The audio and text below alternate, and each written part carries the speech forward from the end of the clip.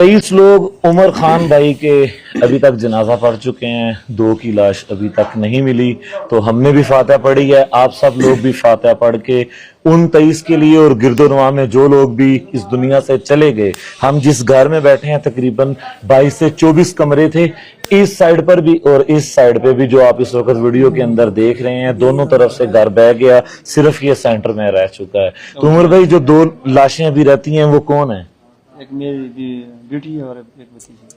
एक बेटी और भतीजी। मैं छोटी बच्चियां हैं, उनकी तस्वीर भी ऊपर चिस्पा करने की कोशिश करता हूँ। कदर नगर के अंदर मौजूद हूँ।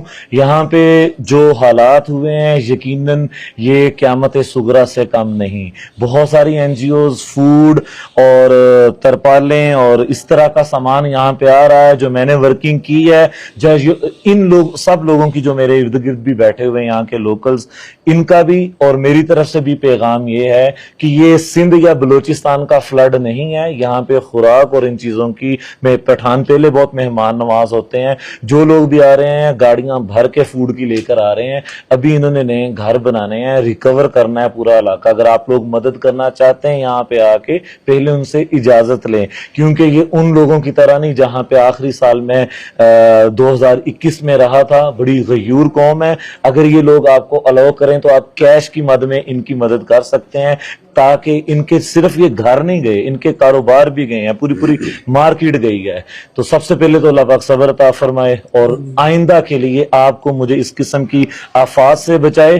और कुछ लोग ये भी नीचे कमेंट्स कर देते हैं कि आप लोगों, इन लोगों ने यहाँ पे घर बनाए क्यों? तो भाई, जो बारिशों के साथ या जो बर्फों के साथ पानी पिघल के आता है, उसकी एक लिमिट होती है 5 फुट 10 फुट।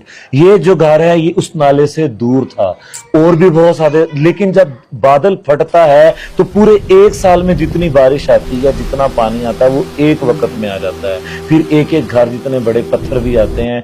तो टेक्निकली इनके घर जो हैं वो इतने गलत नहीं हैं। कुछ लोगों ने दरिया के पेट में घर बनाए भी होते हैं, लेकिन वो लिमिटेड होते हैं। इस बार जो तूफान आया है ये लामुतनाही तूफान था।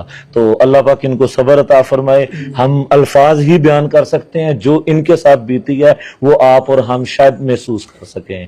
तो सब देखने वालों की तरफ से हम आपके साथ अफसोस करते हैं। बाकी इर्द गिर्द मोहल्ले में भी यही हालात हैं, कोशिश करते हैं वहां पे भी जाने की। वस्सलाम।